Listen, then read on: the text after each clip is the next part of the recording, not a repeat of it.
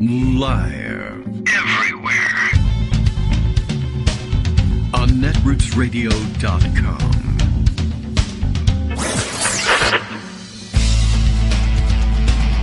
David Waldman. Kagro. In the morning. Now, here's David Waldman. Hey, good morning, everybody. How you doing? It is, for all intents and purposes, and you know what that means, Friday, October 7th, 2022, time for another show. In fact, it is time now for that other show, but I felt the need for another show even earlier than that, and I don't know, I decided to record it ahead of time because reasons, and I don't know, I discovered I had more repenting to do, or something like that. I don't know, I just, I got the feeling that it might be a good day for this, and it wouldn't be interrupting anybody's schedule by pre-recording. I really don't like to not have a live show when Greg or Joan are scheduled to come by, but sometimes it's necessary. And then sometimes it's just superfluous, like it is today. Although I was thinking, it's a short break for the eldest boy, the college boy. We thought we might go down and pick him up and take him home for the extended weekend. For whatever reason, the extended weekend might exist, depending on your preferences. And I have some stories about that I've been waiting to share for quite some time, so perhaps today's a good day for it. And this way, I either can get an early start headed down there, or can just sort of relax for the morning. And I can't sleep late because we still have one at home who has to get out the door and make the bus, etc., etc. But felt like a good time to get ahead of things with a pre-recorded episode. And really, what's the difference except that meteor that we found out between yesterday afternoon and this morning that was headed for Earth. I didn't know anything about it. It's going to be really embarrassing when we find out, and I don't have anything to say about it. But, of course, had it come at 11:01 a.m., we would have looked just as foolish. But okay, at any rate, I thought I might share a couple stories with you. Did you know that a majority of the GOPS nominees, 299 in all, deny the 2020 election results? You might, because you might have read yesterday's Washington Post, or even have seen it on the front page of Daily Kos, where Joan McCarter herself covered the same issue. But I thought I might run through this story with you and see if we can learn whether there is one in your neck of the woods that somehow escaped your notice. I doubt it. You're all pretty astute political observers, but it seemed like an important story. And it's by Amy Gardner, again in yesterday's Washington Post. The subheader tells us that experts say their dominance in the party poses a threat to the country's democratic principles and jeopardizes the integrity of future votes. They're right. It does. Good job, experts. Now, what do we do about them? Well, that's not within the scope of this article. But the answer is defeat them at the ballot box. Unfortunately, that's not going to be possible in all cases. A majority of Republican nominees on the ballot this November for the House, Senate, and key statewide offices, 299 in all, have denied or questioned the outcome of the last presidential election, according to a Washington Post analysis, and according to your eyes and ears along the way, I'm sure. Candidates who have challenged or refused to accept Joe Biden's victory are running in every region of the country and nearly every state. Republican voters in 4 states nominated election deniers in all federal and statewide races that the Post examined. Although some are running in heavily Democratic areas and are expected to lose, most of the election deniers nominated are likely to win. Of the 300, or nearly 300 on the ballot, 174 are running for safely Republican seats. Another 51 will appear on the ballot in tightly contested races. The implications will be lasting. If Republicans take control of the House, as many political forecasters predict, election deniers would hold enormous sway over the choice of the nation's next speaker, who in turn could preside over the House in a future contested presidential election. The winners of all the races examined by the Post, those for governor, lieutenant governor, secretary of state, attorney general, Senate, and House, will hold some measure of power overseeing American elections. And I guess that's, I was thinking about it as I was reading this. So if, one, they'll have a choice over the nation's next speaker, which brought back memories of the flirtations that some of the ultra MAGAs have made about making Donald Trump speaker. I guess no one's talking about that lately, but I don't know whether that's them shying away from it because it's ridiculous, or are they hiding the ball and they're really going to pull it out and do something like this at the last minute, or what? Or they just want to stay out of Kevin McCarthy's, out of his sights and remain on the good list so that they can continue to get money from the party while they run their races. And if they come out early and say they want to do this with Donald Trump as speaker, maybe McCarthy would cut them off. I don't know. But I doubt it, because McCarthy would probably want to move that way. And then Trump could say, Kevin McCarthy is cutting them off simply because they say they think I should be speaker. Now, I'm not interested in the job, but I don't see why he should be attacking my supporters inside Congress. That would probably be enough to scare him away, and he'd get out of the way and let the money flow again. But I was also noticing, as they were saying, they would have enormous sway over the choice of the nation's next speaker, who in turn could preside over the House in a future contested presidential election. And my mind immediately turned to, the electoral votes, of course, are counted in joint session over which the vice president presides. But remember that if there are any vote protests, the houses resolve into their separate bodies. And then, of course, the speaker would preside over the House in deciding first whether or not to uphold the objections to the counting of any part or all of the electoral votes. And if as a result of that procedure, they ended up with nobody holding a majority of the electoral votes, the requisite 270 votes, then of course the vote goes back to the House and Senate for determining what to do about that. The House votes to elect a president and the Senate votes to elect a vice president. And there would be of course, Republican speaker in the chair for that. Not that they would even need it, but, they'd be there to preside over the process and smooth over any wrinkles that might occur in favor of Republicans that way. All right. So at any rate, just wanted to straighten that out. Back to the article. Many of these candidates echo the false claims of former President Donald Trump. Claims that have been thoroughly investigated and dismissed by myriad officials and courts. Experts said the insistence on such claims, despite the lack of evidence, reflects a willingness among election-denying candidates to undermine democratic institutions when it benefits their side. The Post's count, assembled from public statements, social media posts, and actions taken by the candidates to deny the legitimacy of the last presidential vote, show how the movement arising from Trump's thwarted plot to overturn the 2020 election is, in many respects, even stronger 2 years later.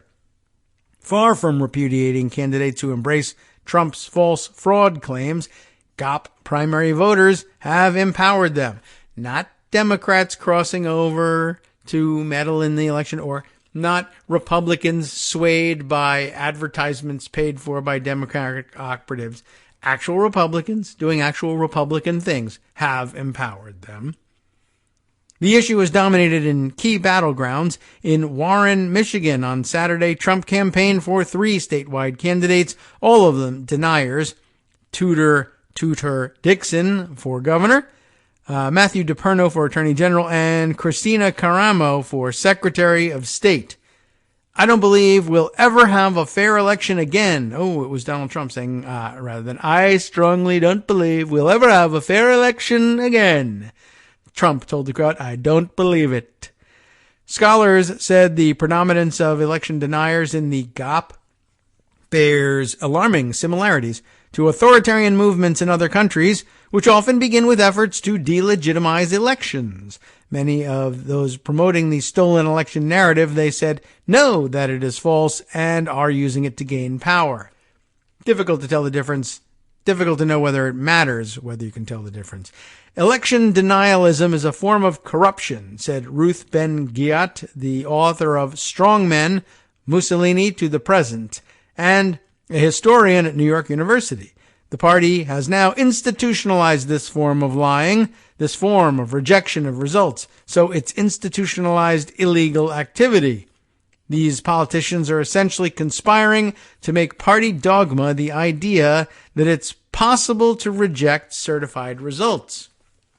As I was reading it through, I was thinking, I wish, not that it would matter at all if it was enshrined in the Constitution, but I'm thinking of the prohibition against acknowledging the validity of the federal debt, and thinking that there ought to have been the same thing, but who knows how that would be interpreted now. Plus, also, they don't care what's in the Constitution anyway. In the short term, scholars said, that party dogma is likely to produce multiple election challenges this fall from deniers who lose. It could poison the 2024 presidential race as well. It's quite possible in 2022 we're going to have a serious set of challenges before the new Congress is seated. Oh, that brought to mind for the first time in a while that the House can, of course, I think, both House and Senate are, in some sense anyway, the last, the highest court ordinarily on the question of whether or not to seat new members, or any members for that matter. Those that are already seated, of course, would have to be, if they wanted to be removed from the body, to be expelled by a 2/3 vote. But there is some authority for the houses, the respective houses, refusing to seat incoming members by disputing their credentials. It's important that it be framed correctly. And of course, an activist court could intervene and claim that all challenges to seating a prospective member, a purported member of the House, fall under their what's the full name of the president? The Powell president, Adam Clayton Powell, and I can't remember what the other party to it was. Was it U.S. v. Powell versus maybe whoever was the clerk of the House? I can't even remember anymore. But and that was the House refusing to seat a member based on ethics violations and criminal code violations as alleged against Adam Clayton Powell. And it was the determination of the courts that that was an additional qualification for the House above and beyond those outlined in the Constitution, and therefore impermissible. But I still think that there's room for challenging the validity of the credentials that were sent. And I'm not certain that, I suppose if it were Republicans in the majority and refusing to accept the credentials of Democrats, that the House would uphold, or the current Supreme Court would uphold their right to do that on separate grounds. But if there was a Democratic majority looking to do that with a Republican, they would throw that into the Powell file and say that it was impermissible. Just pure gimmitarianism. That's my guess about how they would handle these things.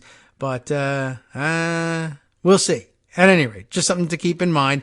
And let's see, this will all happen on January 3rd. But yeah, well, it'll be interesting to see. I've thought through the dynamics of how it could happen anyway in the Senate, but that's because the Senate still has 2/3 of its membership in place. An entirely new House on January 3rd. Wow. I mean, I don't know how it would play out. And I guess it would depend on how many seats were not in dispute. And then I guess you would have to count up who has the majority of the seats not in dispute as to who remains qualified to decide what to do about the seats that are in dispute. It could be a huge mess. I'd have to sort of think that through and game that out. I mean, I guess what it would come down to would be the current clerk of the House, or whoever will be clerk of the House on January 3rd, even if Republicans are purported to win a majority of the seats in the House, the clerk would be the previous clerk appointed by Democrats, and they would be the one bringing the House to order. And then the dean of the, who's the dean of the House now? I don't know. Now I have to check while I'm on here. So here we go. See what comes up. Dean of the United States House of Representatives over at Wikipedia. The current dean of the House. Oh, it's Hal Rogers, whose name we called the other day as the longest serving member of the Denialist Caucus. That's interesting. So the dean of the House has some first day duties as well. And I never remember accurately exactly who's doing what and calling. And maybe the clerk that calls us to order. And then the dean, even before he's sworn in, has some duties that he really shouldn't. But yeah, that would be interesting. Well, okay, so regardless, it will be a Republican dean of the House, presumably, unless is Rogers retiring or, and how old is he? And I guess there's some question about will he be around when, he could be an elderly guy. I don't know how old he actually is. Well, let's take a look at that. We'll open up all the tabs today. Let's see. So he's, I don't know how old he is. Let's see. Does it say what his birthday is? Probably not. Well, anyway, he's been around quite a while. Oh, there we are. Born in 1937. So, he's getting on in years. And anyway, we'll have to read a little bit about the role of the dean of the House on opening day. This is getting pretty far afield from this, though. So let's head back over to the article we were reading about, leave a note for ourselves to investigate this other stuff later on. Phew. Anyway, didn't want to get too crazy. You can see why they didn't cover this in the article. Anyway, we left off by saying it's quite possible in 2022 that we're going to have a serious set of challenges before the new Congress is seated, and this will escalate as we move towards 2024 and another presidential election in which the candidates, again, are almost required by the Trumpians, will be challenging election outcomes, said Larry Jacobs, a politics professor at the University of Minnesota, whose area of study includes legislative politics. In the longer term, Jacobs said, the country's democratic foundations are at risk. It is a disease that is spreading through our political process, and its implications are very profound, Jacobs said. This is no longer about Donald Trump. This is about the entire electoral system and what constitutes legitimate elections. All of that is now up in the air. The Post has identified candidates as election deniers if they directly questioned Biden's victory, opposed the counting of Biden's electoral college votes, expressed support for partisan post-election ballot review, signed on to lawsuits seeking to overturn the 2020 result, or attended or expressed support for the January 6, 2021 Stop the Steal rally in Washington that preceded the riot at the U.S. Capitol. Among the 299 are GOP candidates vying to take over from Republicans who, despite overall support for Trump, have refrained from embracing his false narrative of fraud. For instance, Eric Schmidt, the Missouri Attorney General on the ballot for U.S. Senate this fall, was one of 18 Republican attorneys general and 126 House members who signed on to a lawsuit seeking to overturn the popular vote in Pennsylvania. He would replace Roy Blunt, a retiring GOP senator who voted to certify the 2020 election. In a statement explaining the vote at the time, Blunt cited the more than 90 judges, many of them Republican appointed, including several nominated by President Trump, who dismissed attempts by Trump and his allies to prove that the 2020 vote was marred by fraud. Also among the 2022 crop of election-denying candidates are those who actively promoted misinformation. Anna Paulina Luna, that's a lot of A's at the end of the name, Anna Paulina Luna, the GOP nominee in Florida's 13th congressional district, spread unfounded accusations on social media that Dominion voting systems equipment rigged the 2020 outcome and expressed support for decertifying Arizona's result, even after a partisan post-election audit found that Biden had indeed won the state. members meddling in the affairs of other states, it seems. Some of the election deniers are themselves in line to oversee elections. Diego Morales, the nominee for Indiana Secretary of State, declared on Facebook in 2021, "If we count every legal vote, President Trump won this election. In Indiana, the Secretary of State certifies results."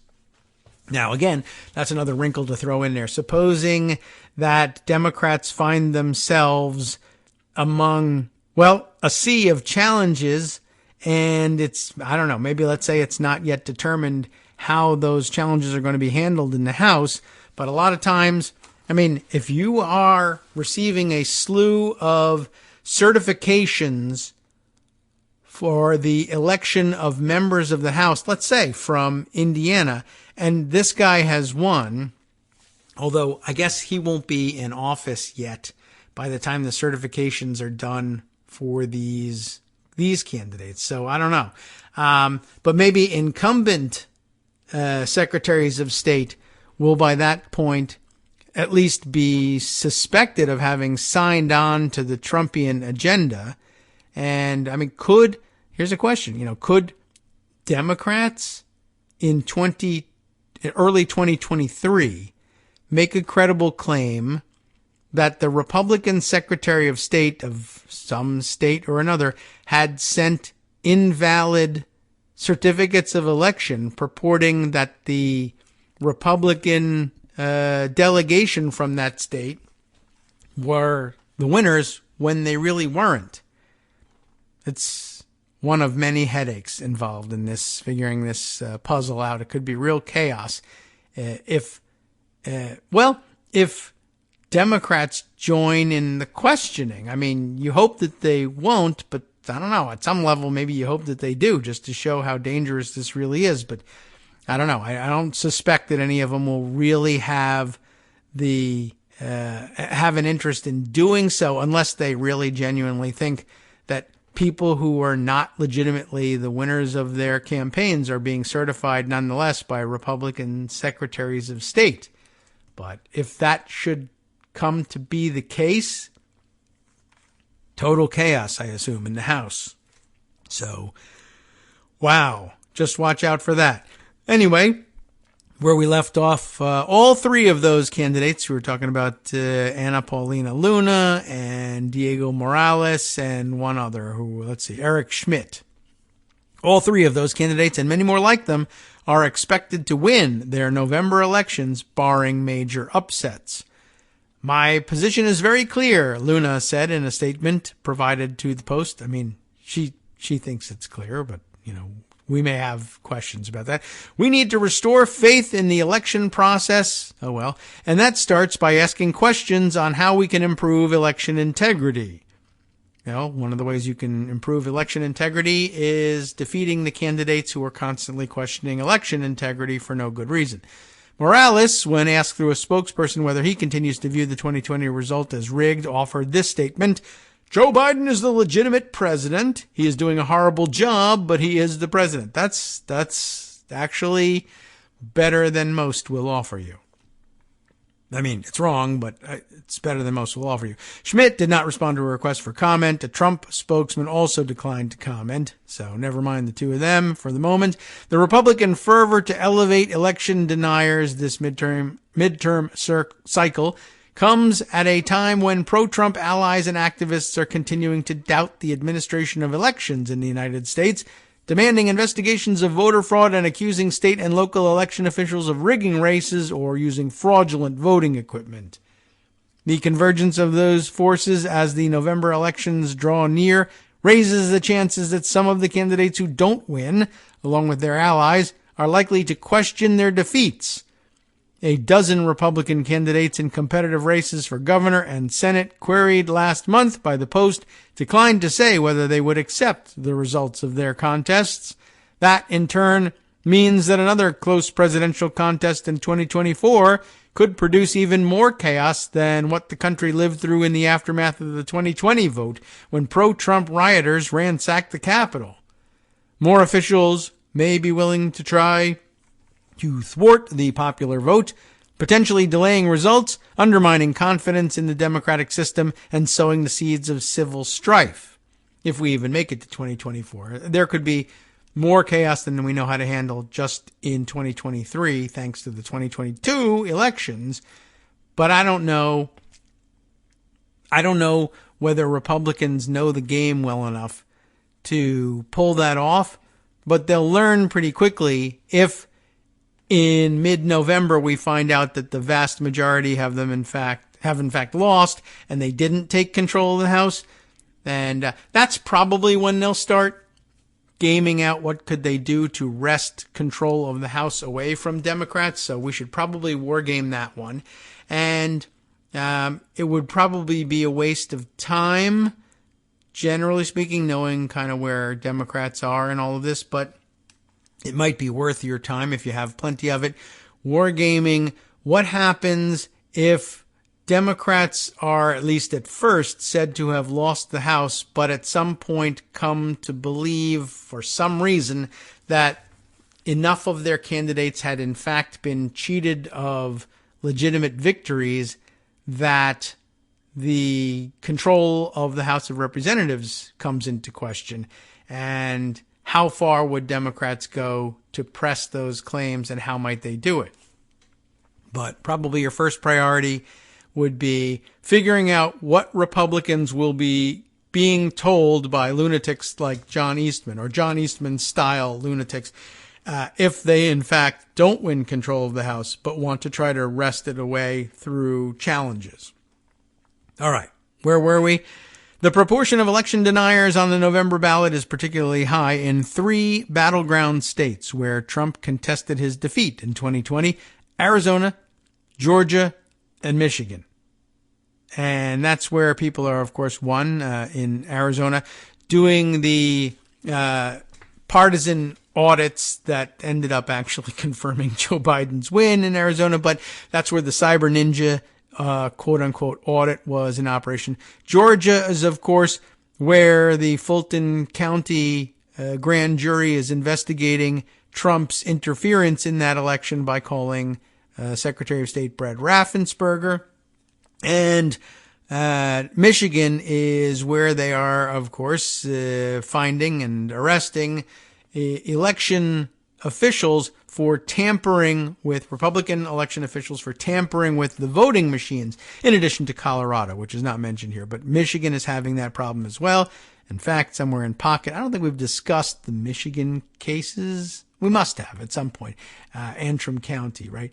But I don't know if we got to the last stage of things where they were, in fact, finding, we have we've got some people dead to rights and interfering in tampering with voting machines. Generally speaking, why are they doing it, by the way? To prove that it can be done, because there's the proof that the other guys did it, except you're actually the first ones who did it. But, okay, never mind all of that.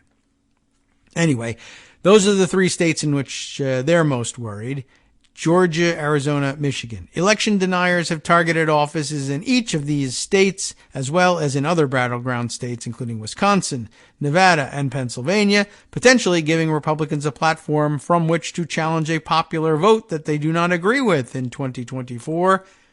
The proportion is also higher among candidates for Congress, which holds the power to finalize or contest the Electoral College count every 4 years. Among 419 Republican nominees for the U.S. House, 235, or 56%, are election deniers. And the vast majority of those 148, or rather of those 148, the vast majority of those 235, are running in safely Republican districts, with another 28 in competitive races, according to ratings as of October 5th by the Cook Political Report. There are already scores of election deniers in the House. 139 of them, as we read the other day, voted against the Electoral College count after the violence of January 6th had finally abated. But with 37 election deniers who are not incumbents running in safely Republican or competitive House districts, that number will almost certainly rise after November. Several scholars said one of the gravest implications of these candidates dominating the House Majority Caucus relates to their loyalty to Trump, who has steered the party toward near universal fealty. One of the questions about the Republican conference will be, who is the real leader, said Stephen Smith, a political science professor with a focus on Congress at Washington University in St. Louis. If the party wins a majority, and it seems to be due to the success of the deniers, it's hard to imagine Trump not taking advantage of this by using his public power to press the conference to follow his wishes. That could mean Trump demanding investigations into the administration, determining the GOP's pick for Speaker, or dictating whether the House votes to impeach Biden, Smith said.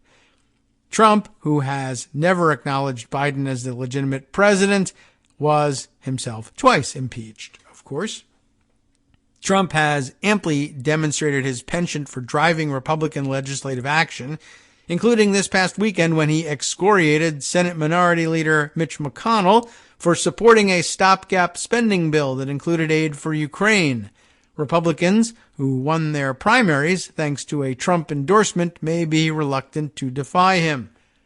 Smith noted, however, that there is also peril for Republicans in this movement, or in this moment, I guess I should say, probably both. But anyway, although election deniers are on course to win in reliably Republican districts and states, it's also possible that the party will lose more competitive races because of its focus on the issue, and those who do win could push for a more extreme agenda that could backfire. The only states where the GOP nominated a clean slate of election deniers. Wow. Is that right? The only states where the GOP nominated a clean slate of election deniers. Does that mean like the whole thing? Or a slate clean of election deniers like there aren't any? Well, it was in Montana, Tennessee, West Virginia, and Wyoming, which I guess now we know the answer. They must have nominated a slate complete top to bottom with election deniers. Not hard to do in some of the smaller states where there's only one or two seats anyway. But okay, Montana, Tennessee, West Virginia, and Wyoming, all of which are reliably Republican. But even in closely divided states where Democrats have been gaining in recent years, candidates who refuse to accept the 2020 result dominate within the GOP. Among the Republican nominees for Arizona's 9 House seats, all but one are election deniers, according to the Post's analysis. 4 of those are incumbents who voted against the Electoral College count on January 6th. The 4 election-denying newcomers include candidates who promoted false claims that a partisan audit of the Arizona result proved that Trump really won, called for the decertification of the Arizona result, or endorsed the unfounded findings of the documentary film 2,000 Mules, which claimed that thousands of Democratic activists stuffed ballot boxes with forged votes in 2020. Just 2 states, Rhode Island and North Dakota, did not nominate an election denier for any of the offices the Post examined, and there again, they just didn't have that many opportunities to do so. The Post's count covers offices with direct supervision over election certification, such as secretaries of state. Lieutenant governors and attorneys general are also included, with each playing a role in shaping election law, investigating alleged fraud, or filing lawsuits to influence electoral outcomes. It is not certain that all who embraced Trump's false statements about 2020 would try to undermine a certified result in 2024. Indeed, several election-denying candidates who avidly parroted some of Trump's unfounded accusations as they sought the former president's endorsement during their primary races have begun walking back those positions as they focus on trying to win in November. Don Bolduc, a retired brigadier general who won the Republican Senate primary in New Hampshire in early September, declared during an August primary debate, "I signed a letter with 120 other generals and admirals saying that Trump won the election, and damn it, I stand by my letter. I'm not switching horses, baby. This is it." But days after his win, Bolduc shifted his attention to the general election against Senator Maggie Hassan, who is favored to win her bid for re-election. As he did so, his position on whether Biden had won 2 years ago shifted too. I've done a lot of research on this, and I've spent the past couple of weeks talking to granite staters all over the state from every party, and I have come to the conclusion, and I want to be definitive on this, the election was not stolen, Bouldridge said in an interview on Fox News. I should watch the interview so I can find out how he pronounces his last name, but hopefully he'll lose and go away forever, but we'll see. Days later, he suggested to a podcast aligned with the QAnon extremist ideology that he had simply bowed to political reality and that the narrative that the election was stolen, it does not fly up here in New Hampshire. Then he repeated a sentiment that has become common among GOP candidates who stop short of denying the 2020 outcome, but continue to cast doubt on the integrity of U.S. elections, even though experts and elections officials say their claims are not true. What does fly, Bouldridge said, is that there was significant fraud and it needs to be fixed. So I'm willing to go that far. All right. Well, that's the end of the article. Outlines the different flavors of election deniers who are out there and cites some alarming numbers once they're all compiled. But we made our own issue out of that one. We're going to have to spend some time at some point trying to game out what happens in the House if any or all of the elections there get contested among the people who show up, and who'll be in a position to vote on what to do about who gets seated if there are legitimate, whether there are challenges to the election of members, legitimate or otherwise. I mean, I guess there could be any number of different challenges with any amount of evidence behind them. And I don't know. We'll have to sit and see if we can figure that out at some point. All right. Now's a good time for me to pause and try and catch up on the things that I mentioned along the way that might make interesting additions to how we treat this story. Yes, here we go. First up among those stories was one of the Michigan election worker charged with tampering with voting equipment. Let's get that on the record, just so we can establish what we were saying earlier. Nathan Lane, remember him? Not the one that was an actor, and we said this last time. Layne, writing for Reuters, had this story back on September 29th. And, well, it goes like this. An election worker in western Michigan has been charged with 2 felonies after allegedly inserting a flash drive into a computer containing confidential voter registration data during an election in August, local officials said on Wednesday. This would have been some time ago, but back in late September. At the August 2nd primary, an election worker was seen inserting a USB drive into the computer used to administer the election at a precinct in Gaines Township in Kent County, according to a statement by County Clerk Lisa, is that right? Posthumous? It's not spelled the same way, but it certainly looks like P-O-S, is it? P-O-S-T-H-U-M-U-S. Posthumous. I don't know how she pronounces that. Lisa Posthumous Lyons. Lisa Lyons rolls a little easier off the tongue, but whatever, that's the name she uses for this. We'll see how they quote her later on.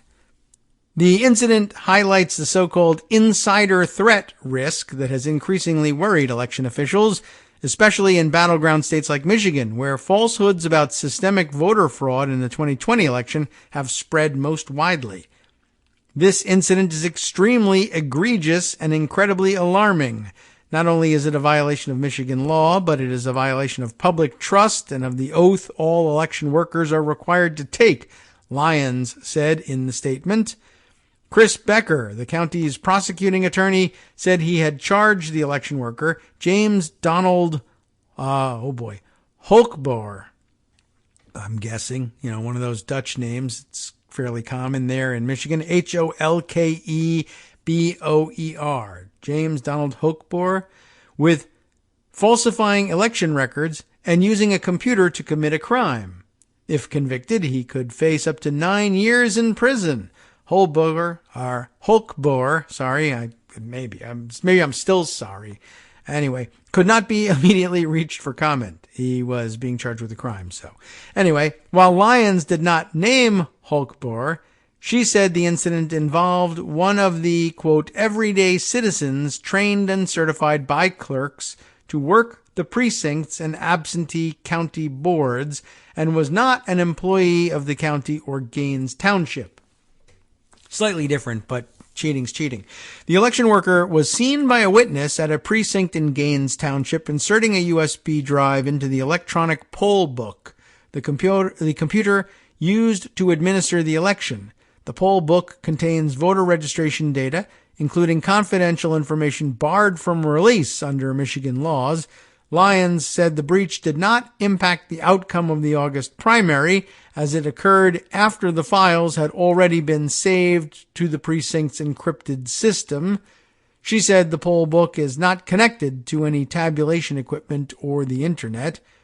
There have been a series of security breaches related to voting equipment in Michigan following the 2020 presidential election, with supporters of former President Donald Trump and his baseless claims about widespread voter fraud seeking access to tabulators in various locations in the state. Last month, Attorney General Dana Nessel, a Democrat, appointed a special prosecutor to oversee the criminal investigation her office had kicked off into the security breaches. She sought to step back from the probe because her Republican challenger in November's election, Matt DePerno, was among the 9 individuals facing possible charges. Wow. A spokesperson for Michigan's Secretary of State said the breached equipment in Gaines Township has been decommissioned and will not be used in the November general election. While our elections remain secure and safe, we take seriously all violations of election law and will continue to work with the relevant authorities to assure that there are consequences for those who break the law, Angela Benander, maybe B-E-N-A-N-D, Benander, said in an emailed statement. Okay, well, that's it. That winds up both the emailed statement and the article. Kind of leaves you wanting more. I don't know if there is any further update on these guys. Maybe we can take a pause and check on it. But I wanted to assure you that my memory of having read somewhere that there were Michigan poll workers tampering with election equipment and bring you that link, to bring you that story, and we'll see whether there's anything more on it. By the way, for those of you wondering, at what time of day did you record this pre-recorded show for airing on Friday? And the answer is breaking news. President Biden announces, in this case via Twitter, that he will be pardoning all federal offenders in prison now for simple marijuana possession. That'll tell you about what time it was. This tweet went out at 3 p.m. on Thursday afternoon. A tweet thread, in fact, that begins. I'll just read you the whole thing because it's not that long.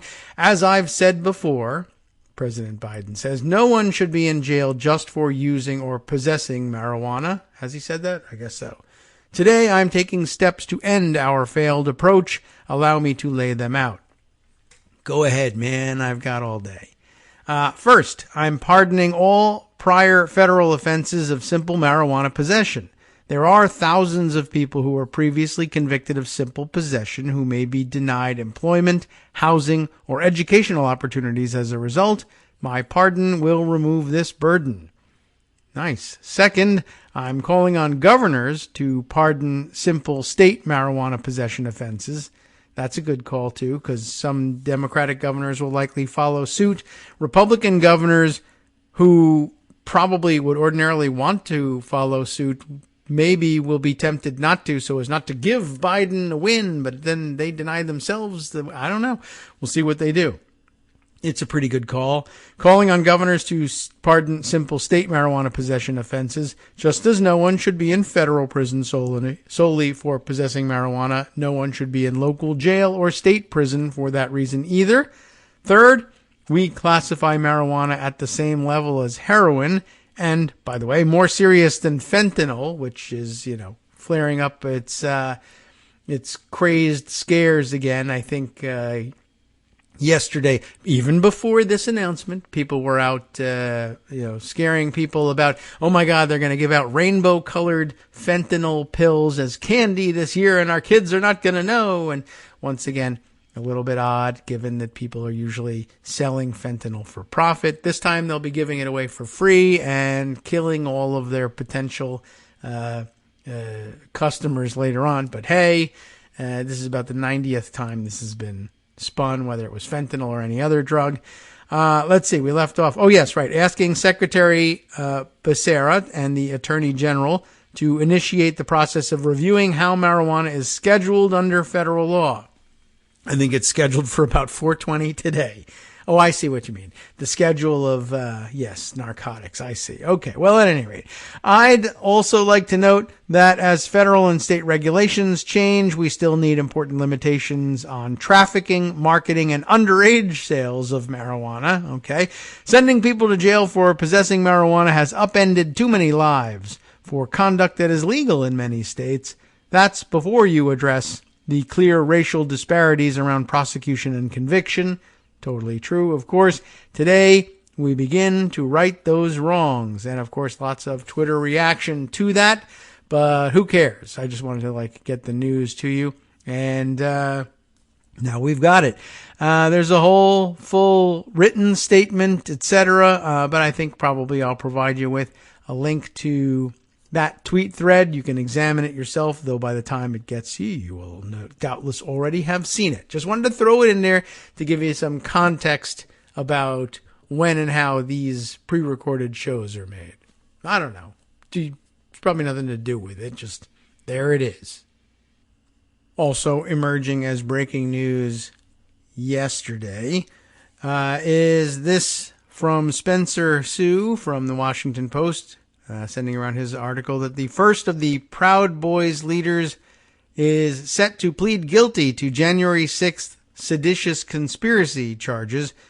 In this case, Jeremy Bertino was the guy, he's the guy in question. He was in the inner circle of the right-wing group led by Henry Enrique Tarrio, accused with some oath keepers of planning violence to oppose President Biden's inauguration. But now he'll be able to drown his sorrows in marijuana, so that's good news for him. I guess, eventually when he gets out of jail.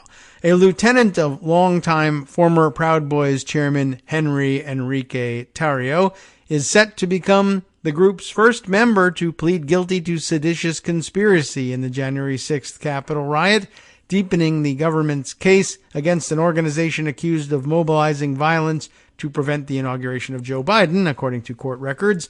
A plea by Jeremy Bertino, 43, a proud boy of 43 years of age, of Belmont, North Carolina, would give the Justice Department a potential key witness against Tarrio and 4 other Proud Boys leaders who are set to face trial in December on charges of plotting to oppose by force the presidential transition, culminating in the January 6, 2021 attack on the Capitol. A plea hearing was set for 3:15 p.m. on Thursday. According to court records, prosecutors charged Bertino by criminal information on Thursday, a type of charging document that can be used in a felony case only with a defendant's cooperation and that generally signals the existence of a plea agreement. That is to say, not a formal indictment or a handed down or handed up, really, by a grand jury, but an agreement between the parties that, okay, you're going to be charged. Don't make us take this step. Do a plea bargain, and we'll get this thing moving quickly. All right, he was charged with counts of seditious conspiracy and 1 count of illegal possession of firearms as a formerly convicted felon. Oh, a recidivist. What do you know? A 43-year-old recidivist. He was just a kid. A plea is not final until accepted by a judge. Good reminder. From December 2020 to January 2021, Bertino, quote, did knowingly combine, conspire, confederate, and agree with the Proud Boys co-defendants to oppose by force the authority of the government of the United States and to delay by force the execution of the laws governing the transfer of power, the 2-page charging document alleges. Bertino held a place in the inner circle of Proud Boys leaders accused of conspiring to impede Congress with angry supporters of President Donald Trump as lawmakers met to confirm the election results. Prosecutors have alleged that Bertino was in touch with Tarrio and co-defendants close to GOP strategist Roger Stone and online InfoWars show host Alex Jones, influential Trump supporters who promoted his incendiary and baseless assertions that the election was stolen from him. Bertino's home in North Carolina was searched in March at the same time that Tarrio was arrested on charges that he and at least 4 others directed, mobilized, and led a crowd of 200 to 300 supporters onto Capitol grounds. Many in that crowd are accused of leading some of the earliest and most aggressive attacks on police and property. I think the Proud Boys saw their role, and maybe had been assigned this role, but saw their role in the riot as showing everybody else that you could, in fact, punch cops and knock them down and get them out of the way and just storm the Capitol. And eventually, if you punched enough of them, they would just get out of your way and stop fighting. That was the thought, anyway. At the time of the search, Bertino allegedly possessed 2 pistols, a shotgun, bolt-action rifle, and 2 semi-automatic AR-15 style rifles with scopes. Bertino was convicted in 2004 of first-degree reckless endangerment in New York State, a felony, and sentenced to 5 years of probation with a period of local jail time, according to court filings.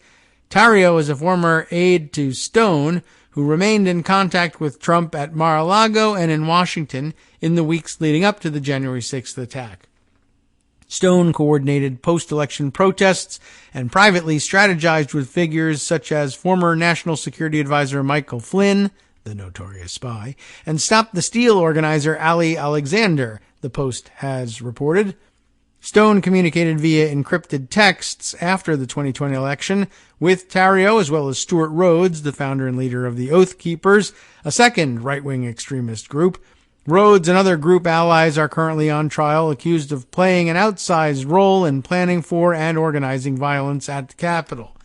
Tarrio and Rhodes were part of a Signal chat group titled FOS, or Friends of Stone, according to documentary video. Remember, they filmed themselves doing this. The same documentary crew recorded Tarrio meeting in an underground parking garage next to the Capitol the evening before January 6th, with Rhodes and leaders of 2 pro-Trump grassroots groups.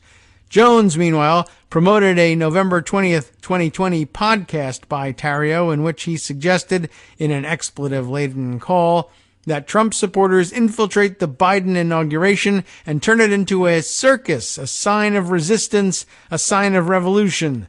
That podcast, which featured Tarrio co-defendants Ethan Nordine and Joseph Biggs, a former InfoWars employee, was first reported by online news site The Daily Dot and viewed by The Post. Rhodes, Tarrio, Nordine, and Biggs have pleaded not guilty to seditious conspiracy and other charges. Stone, who has not been charged, has categorically denied involvement in the January 6th breach. He has previously told The Post, "Any claim, assertion, or implication that I knew about was involved in or condoned the illegal acts at the Capitol on January 6th is categorically false, and there is no witness or document that proves otherwise." If he were running for office, of course, that would have to be retracted now, as he has called these violent acts, and it's now the Republican line that they were not. An attorney for Alexander said he testified to a federal grand jury this summer after being assured he was not a target of the investigation. Jones's attorney did not immediately respond to a request for comment. Tarrio and Bertino were not present in Washington on January 6th, the only 2 of more than 870 federally charged defendants who were not. But prosecutors alleged that Bertino was in direct contact with Tarrio, who oversaw events from Baltimore, and Nordine, who was in charge in Washington, according to a 10-count indictment against the pair and earlier charging papers. For instance, Bertino was Nordine's guest in a Parler-linked video on December 31st, in which Bertino called Proud Boys, quote, soldiers of the right wing, unquote, at war, and Nordine said that Americans must, quote, desensitize themselves to violence. On December 30th and 31st, according to this indictment, Tarrio exchanged messages with an individual who sent him a plan called 1776 Returns to occupy crucial buildings in Washington, including the House and Senate. His indictment stated that the individual messaged Tarrio, "The revolution is important than anything," forgetting, I guess, the word more in all of that, to which Tarrio replied, "That's what every waking moment consists of. I'm not playing games." That's so tough sounding. Wow. Golly gee. On January 4th, according to his indictment, Tarrio posted a voice message to a, quote, Ministry of Self-Defense leaders group of Proud Boys, stating, "I didn't hear this voice note until now. You want to storm the Capitol." After the Capitol was breached, Tarrio wrote in a Telegram group chat, "We did this," prosecutor said. Not Antifa, huh? That's odd. That night, Bertino, previously identified as Individual A, or Person 1 in charging papers, messaged Tarrio 1776, exulting with a profanity, and Tarrio replied, "The Winter Palace," according to the indictment. Prosecutors allege it is a reference to a Proud Boys planning document that had a section called "Storm the Winter Palace," referring to the Russian Revolution of 1917 and the former Imperial Palace in St. Petersburg that was raided by Bolsheviks, CNN first reported. They can't decide whose side they're on in the whole Russian thing or the American thing for that matter. They just love, violent imagery no matter who did it. Isn't that weird? Bertino also suggested to Tarrio that the election result could be invalidated if lawmakers failed to vote by midnight, an argument that echoed the effort by Trump's own lawyers to deny Biden's victory. Bertino has since been on the radar screen of both the FBI and a House Select Committee investigating the events of January 6th.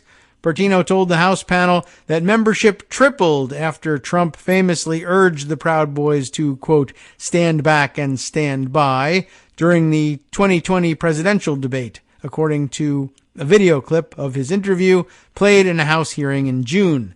Social media posts, video recordings from January 6th, and earlier charging papers by the FBI also indicate that Nordine and Proud Boys leaders were motivated to confront police that day in part by what they perceived to be an insufficient response to the stabbing of Bertino outside Harry's Bar in downtown Washington after a pro-Trump demonstration the previous month.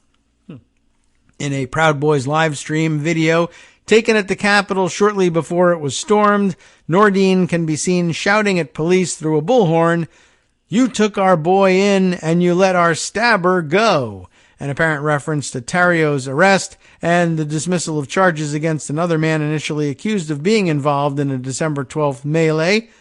On January 4th, Nordine shared a post of a photograph of himself and Bertino captioned, "And fight we will," and included a link to his podcast, Rebel Talk with Rufio, in which he and Bertino discussed the stabbing.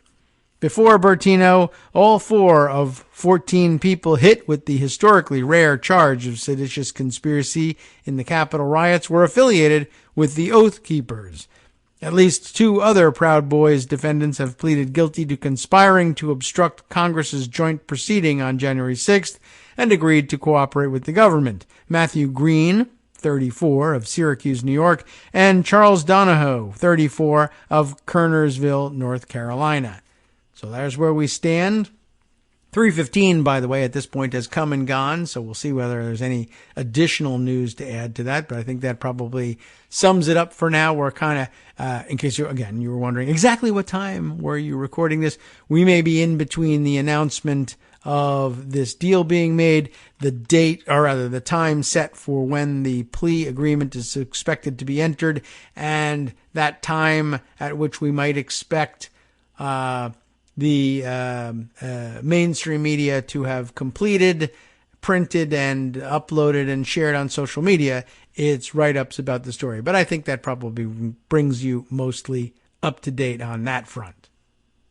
Okay, shifting gears. As you know, the weekend coming up is, for many of us, a long weekend for what, has long been known in the United States as Columbus Day. That is changing, and changing rapidly, and of course now includes recognition by many as Indigenous Peoples Day, recognition by the Canadians, who I guess don't care one way or the other about Columbus. I don't know. That's a good question. I mean, he didn't discover America, the United States of America or anything like that. So I don't know. Well, I do. I know someone who can tell you why we give a crap about Columbus in America. Although I can't tell you why I think they might not give a crap about Columbus in Canada. I mean, they know who he is, but I don't know. At any rate, Canadians tell me. It doesn't matter because Monday, rather, for Canadians is Thanksgiving, which is nice and early. But I guess, got colder up there, which I guess means you warm yourself up with a hot turkey. I don't know why it's so much earlier. But Canadians probably do know. Wikipedia could probably tell me why they picked the date that they picked. All I know is they get to go first, and I don't like it. And one of the great things I would think, if I were to emigrate to Canada, I have no plans to do so, but if I would be forever grateful at the early Thanksgiving because, man, you can't get a hold of a turkey fast enough. Unless you're vegan or vegetarian, in which case you don't want to, for whatever reason. Maybe you eat tofurkey. I don't know. The point is, I like turkey. It's just fine. I'm sorry they all have to die so that I can eat them. But what are you going to do? I don't know. I like turkey. I do. And it's not my fault somehow. I guess it is, but shh, go away. Anyway, this comes on Monday, but on Monday we'll be busy, because we won't be taking off for that holiday, no matter what you call it. And Greg wants to get on the air. I want Greg to be on the air. We want to talk. If you happen to have the day off, you'll be glad to have us there anyway. Too many pre-recorded shows. And who knows what could happen over the weekend. So we won't be taking that time off, and we'll be spending that time, doubtless, on weekend roundup and more pressing stories. So why not do it now? And why not know ahead of time, I say?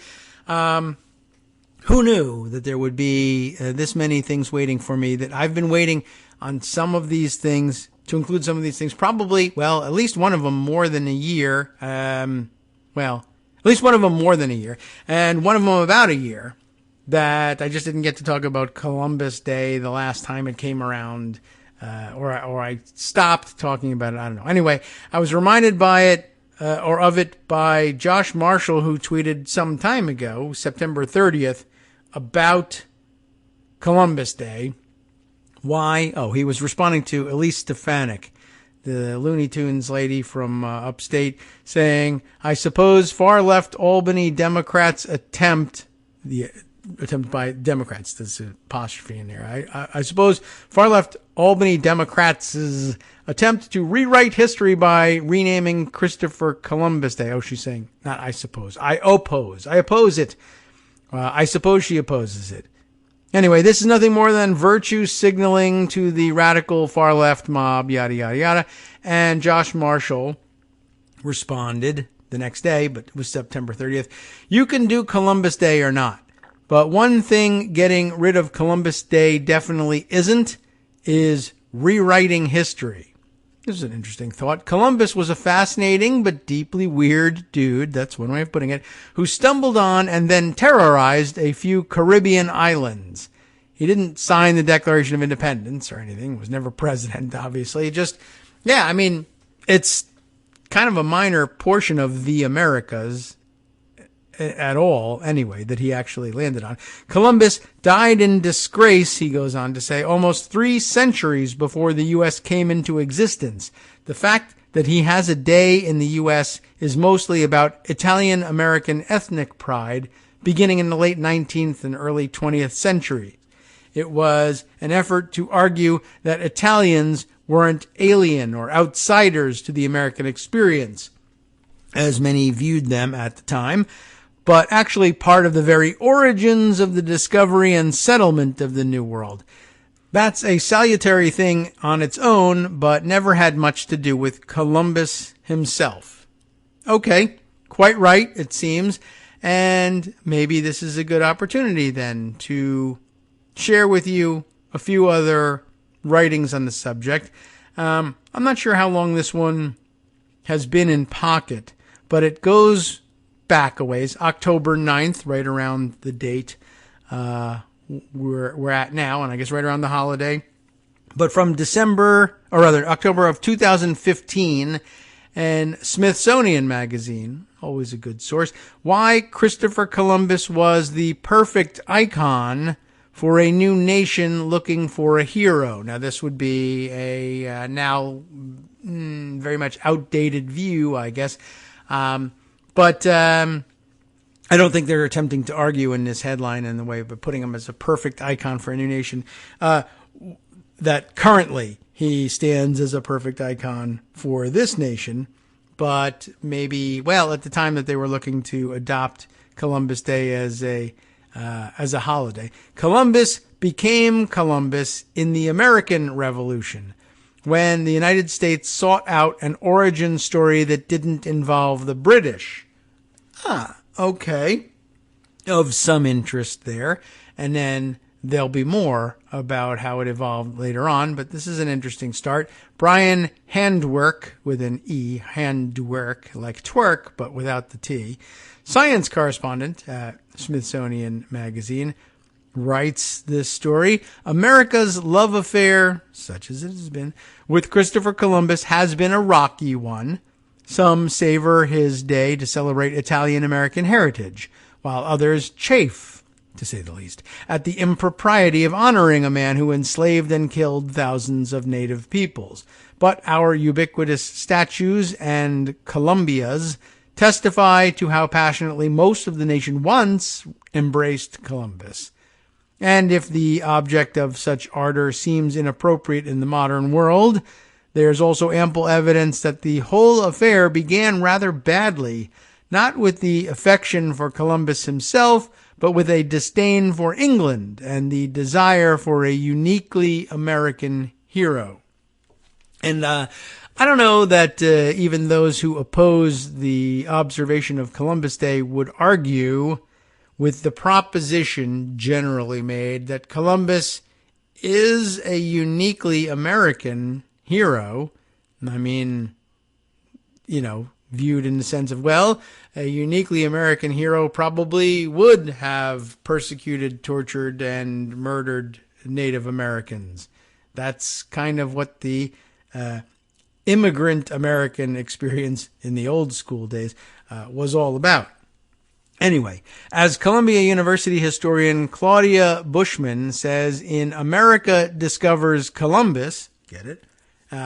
Full title of the book, America Discovers Columbus, How an Italian Explorer Became an American Hero.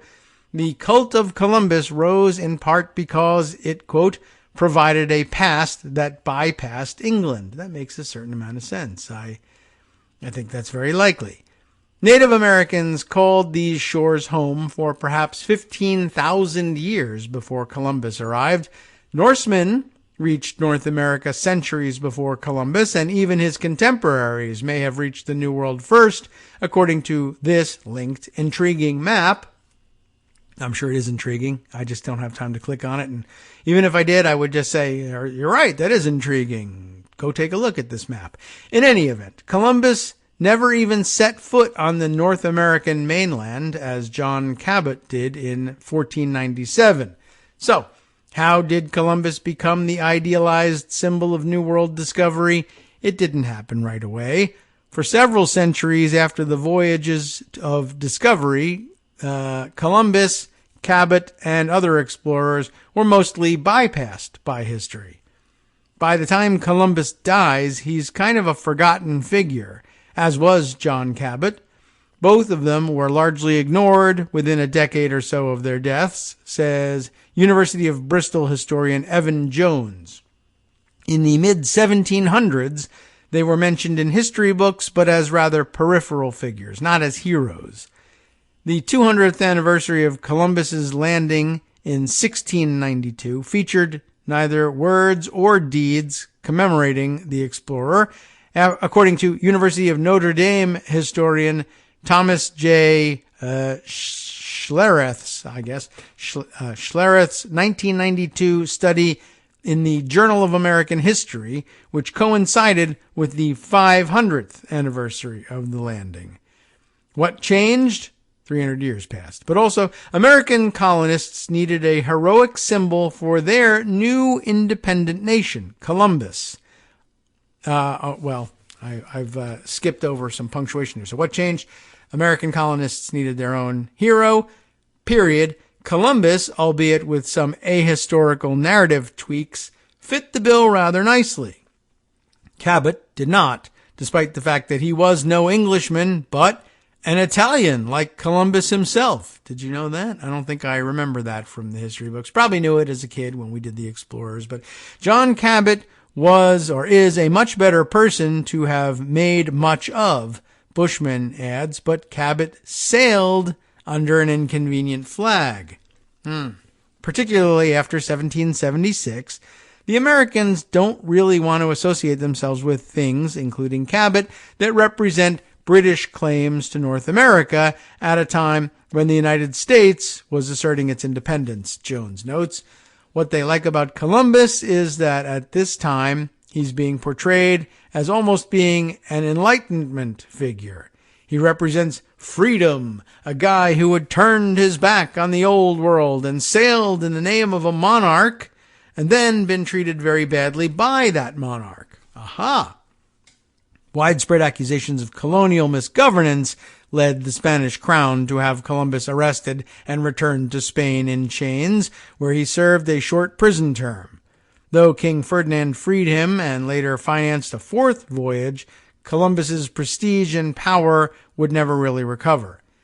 Of course, there was a resonance there at a time when Americans felt they'd been treated very badly by George III, said Jones. It's not as if people write diatribes against Cabot or discredited Cabot, they just kind of forgot about him. Cabot isn't forgotten everywhere. His Discovery Day is celebrated in Newfoundland and Labrador, so we know what the Canadians are doing, where he set foot on mainland North America, but he quickly faded from U.S. history, even as Columbus began a truly meteoric rise, a term I'm never happy with. By 1777, the American poet Philip Freneau, oh boy, hope I've got his name right, described his country as Columbia, America, and sometimes so-called from Columbus, the first discoverer. Okay, as sometimes so-called. And, that makes more sense. There were others who advocated that the 13 states should adopt the name Columbia instead of the United States of America. They didn't, of course, but they did dub the nascent capital the Territory of Columbia in 1791.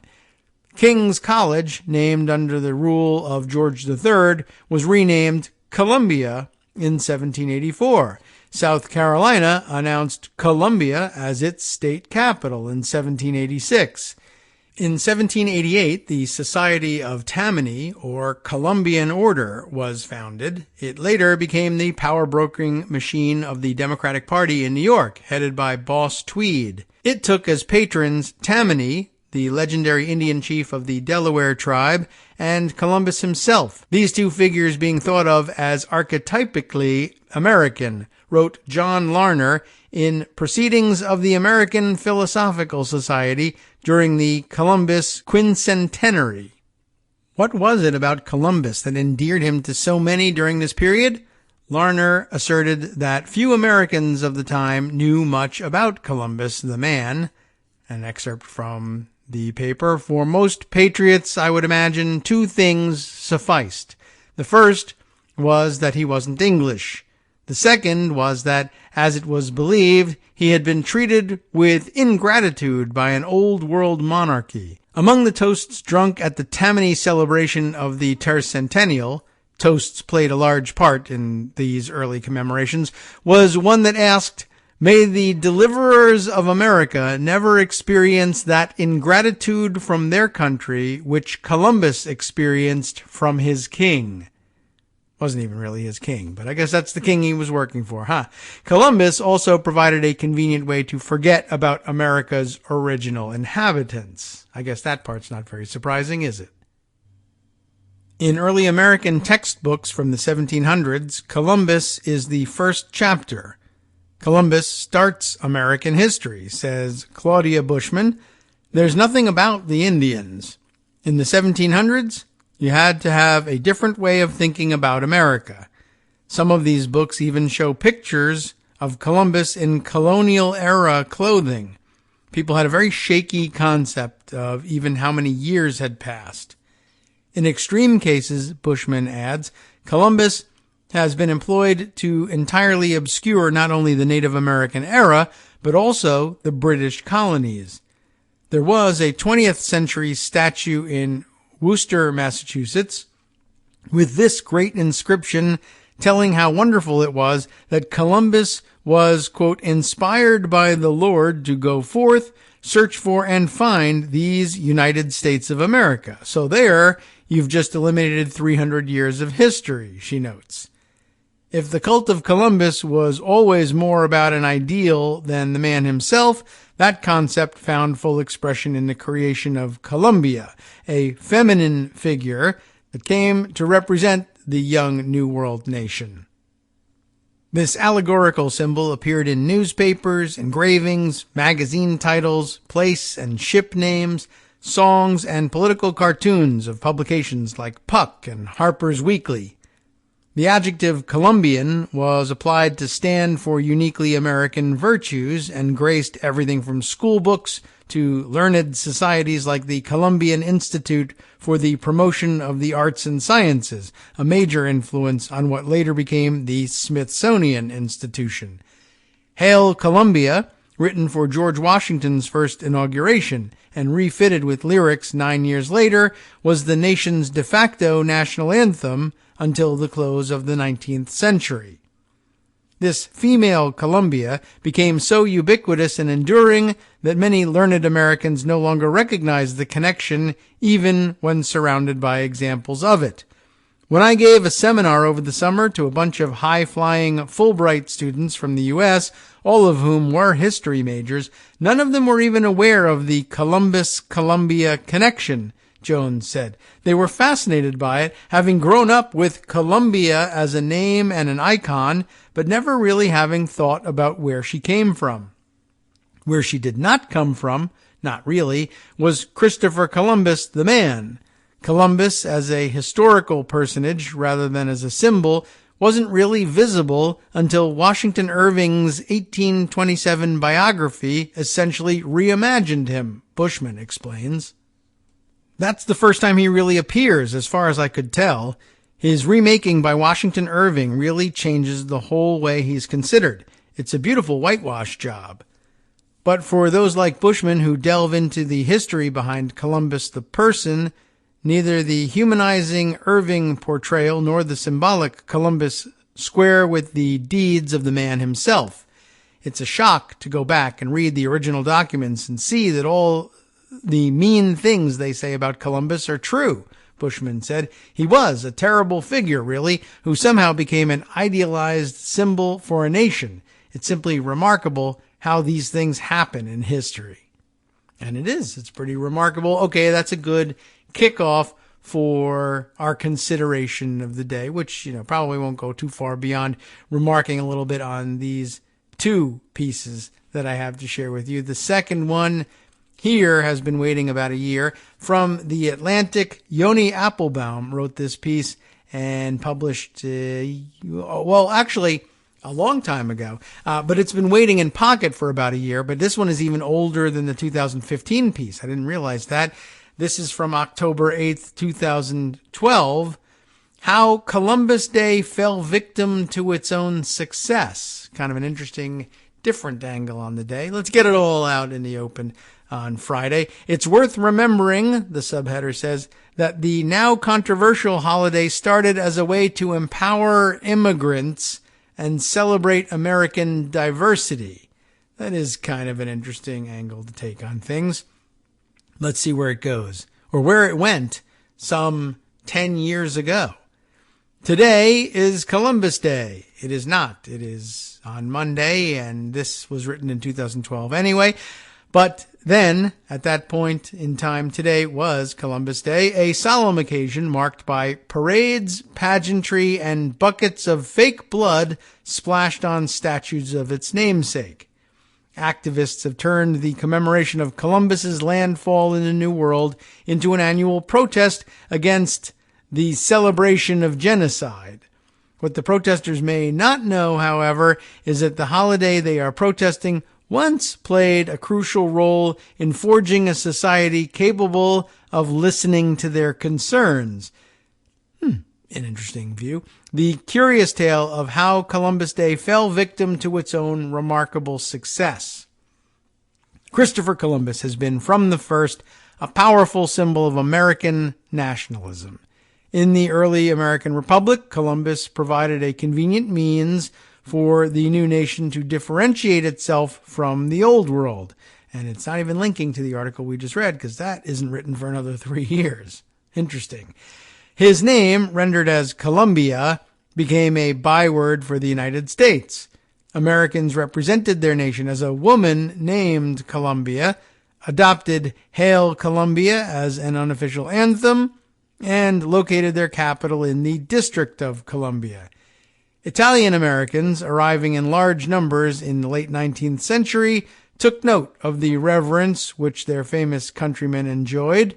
It was a far cry from the treatment they themselves received. Many Americans believed Italians to be racially inferior, their difference made visible by their, quote, swarthy or, quote, brown skins. I don't know if anybody would describe them as having brown skin anymore, but yeah, I guess it was true then, or true enough for the extremely white people who made up America at the time anyway. Or at least who made up the Americans who were somehow duly authorized to decide who Americans could and couldn't be. I guess we'll put it that way. All right, onward. They were often portrayed as primitive, violent, and unassimilable, and their Catholicism brought them in for further abuse. After an 1891 lynching of Italians, in New Orleans, a New York Times editorial proclaimed Sicilians, quote, a pest without mitigation, unquote. That's it. I'm canceling my subscription to the 1891 New York Times. Adding, for good measure, that our own rattlesnakes are as good citizens as they. Wow, our own rattlesnakes. Holy mackerel. Jeez. Italians quickly adopted Columbus as a shield against the ethnic, racial, and religious discrimination they faced in their adoptive country. That's an idea. They promoted a narrative of national origins that traced back beyond Plymouth or Jamestown all the way to San Salvador. How could a nation, they asked, reject the compatriots of its own discoverer? Not a bad play. Instead of accepting Italians, many nativists chose to reject Columbus. They cast about for a racially acceptable discoverer of the New World and found him in Leif Erikson. The exploits of the great Viking explorer, recorded in Icelandic sagas, were already being promoted by Norwegian immigrants eager to find acceptance of their own. They didn't know how little trouble they were going to have with that. If America did not, after all, owe its existence to an Italian Catholic, then there would be no need to accept his modern compatriots. At a moment of increasing fear that the nation was committing race suicide, explains historian Joanne Mancini, the thought of Viking ghosts roaming the street of a city increasingly filled with Irish, Italian, and Jewish hordes may have been comforting to an Anglo-Saxon elite. Viking motifs began to pop up in architecture. I don't think I knew this. Purported Viking artifacts were duly unearthed, and a general craze ensued. It's kind of coming back these days with the alt-right white supremacists, too. The noted Harvard chemist Eben Norton Horsford claimed for the Norsemen, quote, the honor of having discovered America 500 years before Columbus. He concluded that Leif Erikson had made landfall in his own Cambridge and expressed his hope that the American native-born will come here, as of old, to rekindle his pride in his birthright. In 1887, a committee of assorted worthies, including James Russell Lowell, Henry Wadsworth Longfellow, Charles W. Eliot, and Oliver Wendell Holmes, raised the funds to erect a statue of Leif Erikson amid the stately homes of Boston's Back Bay. The celebration of Erikson often crossed over into explicit denigration of Catholics in general, and of Columbus in particular. It wasn't necessary for the truth as to the discovery of America to be established immediately, an advocate of Norse priority explained, lest acceptance of the claims of Columbus lead Americans to, quote, yield to the foulest tyrant the world has ever had, the Roman Catholic power. Wow, okay.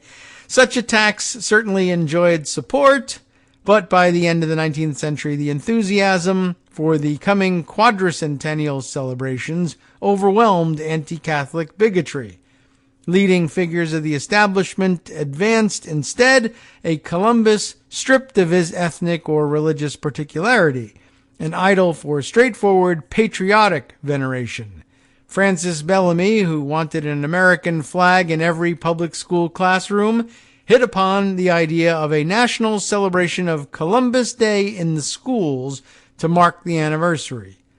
In his magazine, Youth's Companion, he printed a new Pledge of Allegiance, imagine that, for school children across the country to recite in unison as they faced one of his flags. That's an interesting evolution for that as well, just hearing the mechanics of it.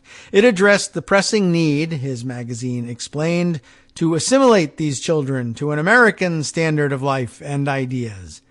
The public celebrations of the Columbian Centennial likewise advanced the goal of assimilating immigrants into a single American identity. The 1892 Columbus Day Parade in New York City displayed the flower and the fruitage of the civil and religious liberty of the American Republic, wrote Martha J. Lamb. She was particularly pleased to see that children who were the descendants of the peoples of every nation marched under one flag, the flag of the United States, growing up to be educated American citizens, no matter what their creed or their origin.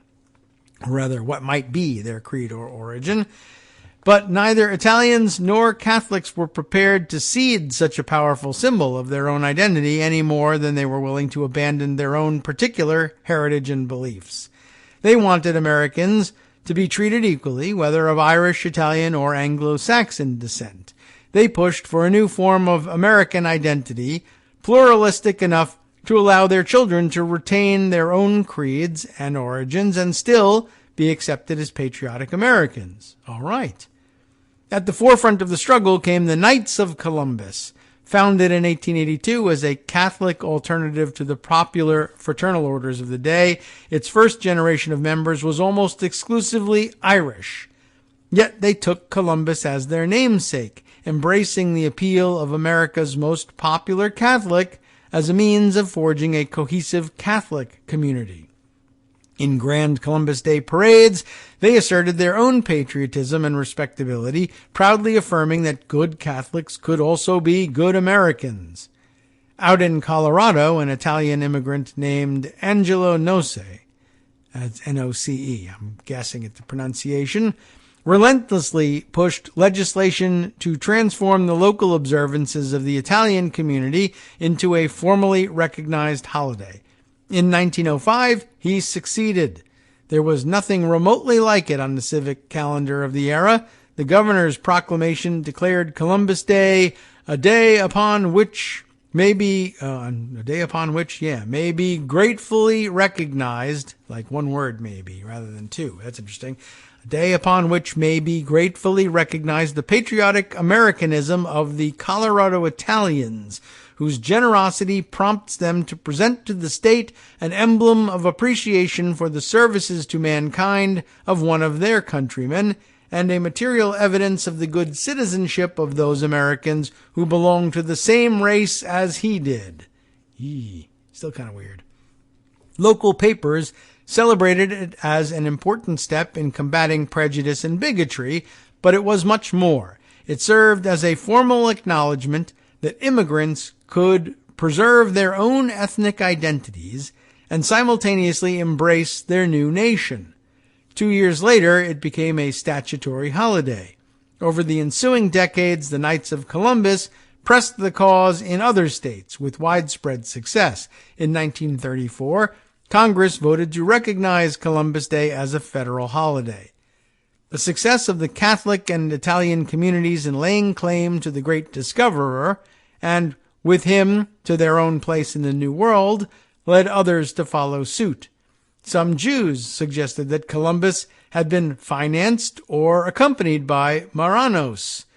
And by the way, does everybody know who the Marranos were, or what they refer to as this 1492, not just the year of Columbus's journey, but also the year that Jews were expelled from Spain, and prior to that point and then afterwards also a lot of the Spanish and Portuguese Jews converted or were forced to convert to Christianity, but sometimes continued to practice Judaism secretly, and it might have presented itself as a good opportunity to get out of Dodge, or in that case Spain, to accompany Columbus on that journey, but probably not the top choice of most of the people. I don't know how many people actually would have chosen to go that route, but at any rate, the fact that the Jews were expelled from Spain and Portugal in that same year, I think, lends a lot of, it lent a lot of fuel to the fire of speculation anyway.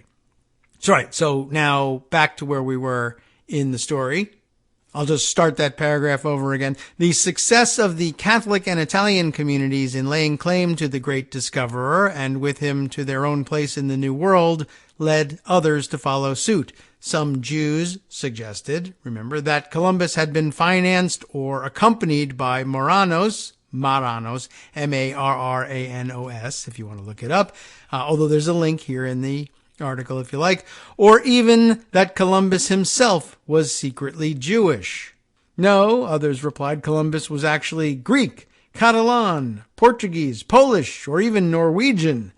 It is not necessary to grant credence to any of these claims in order to take their motives seriously. The elevation of Columbus into a patriotic icon suggested to immigrants that they might demand full acceptance and not mere toleration. If other marginalized immigrant groups saw in the Genoese Catholic sailing for the Spanish crown a little bit of their own story, they were not entirely wrong. The great irony of Columbus Day, though, is that its struggle for a pluralistic nation succeeded only too well. The ineradicable racial difference of the swarthy Italians faded over a few short decades into an indistinguishable whiteness. In 1960, America elected a Catholic president. New waves of immigrants and other marginalized groups pressed for an America that would affirm the equality not only of different varieties of white men from Europe, but of all its varied people, and they proved less likely to recognize themselves in Columbus than in his victims. The land Columbus encountered was already abundantly peopled. Celebrating his voyage as a discovery seemed to confirm a Eurocentric narrative. Many activists pointed to Columbus's own sins, most significantly his brutal treatment of the continent's indigenous inhabitants.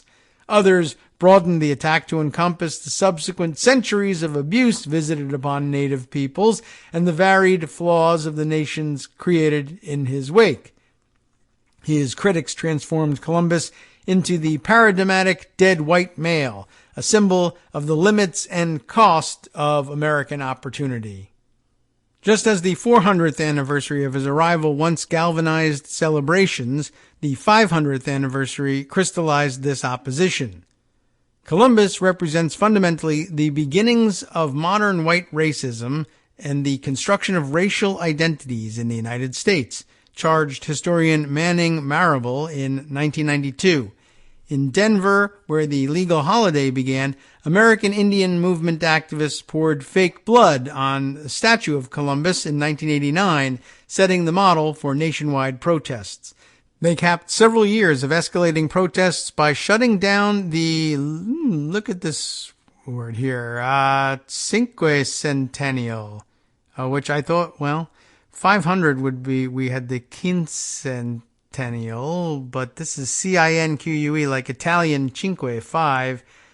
Centennial Columbus Day Parade, which I gather would have been in 1992, but okay, different word for 500th anniversary. All right, fine, we'll take it. As protesters confront paraders today, that would have been in 2012, but probably today too, well, at least Monday, they might consider that they actually share quite a bit in common. I doubt it, but they might share that, or they might consider that. Those who created Columbus Day, like those who now denounce it, were engaged in a struggle to define a more capacious and inclusive nation. That a holiday named for an Italian Catholic is now taken to mark a national identity that is too narrow rather than too broad is the ultimate evidence of its success. There you go. That's a new light in which to consider the day. Here is an interesting tweet thread that has nothing to do with anything we've been discussing today, I don't think, but which has been hiding in Pocket for a while, and I thought I might share with you on a day like today. I've been holding it since September 11th, as a matter of fact, from Eliza Orlins, O-R-L-I-N-S, who lists herself as a New York City public defender since 2009, former candidate for Manhattan District Attorney as well, and has this interesting thread, kind of out of nowhere. I don't remember what prompted it, but she wrote back on September 11th, I want to talk about how junk science ruins innocent lives. I mean, I think that's really a watchword for all of us. I hate junk science. I hate junk of all sorts, I guess, especially that junky science, and you don't want to ruin your life with it. Here's how it happens. The criminal legal system is overwhelmed by junk science. She says, it is an outrage, in all caps. So you definitely know it is an outrage. If you're not deeply disturbed by what's going on, I need you to pay close attention. Let me explain. And then she begins with the thread saying, shows like CSI have shaped the way that juries see forensic evidence. That's an interesting proposition right at the outset. There's a myth that this type of evidence is infallible. That is simply untrue and has led to wrongful convictions and even wrongful executions. Interesting. First of all, she begins, and I'm going to need my censoring horn handy for this one. She says, first of all, polygraphs are Yes, exactly. And they are. And this I knew. Actually, my dad has told me that for years as a defense attorney and a public defender for many years. He explained, I think we were pretty young when we found out that polygraphs are pretty much crap. The test, she writes, is pseudoscience. Most often, it's used by law enforcement to coerce confessions. Thankfully, in New York, in the criminal context, polygraph evidence is not admissible because it has not been established as sufficiently reliable. Bite mark comparisons. Before we even get onto that, does everybody know? I mean, maybe this is outdated information and everybody has known this for decades, but yeah, polygraphs, I mean, they measure things. They just don't measure. How could they be capable of measuring whether or not something is telling a lie? It measures physical reactions, heart rate, pulse, etc., and maybe a couple of other things, and then makes the claim that, well, people's pulse rate quickens when they lie because they're afraid of getting caught.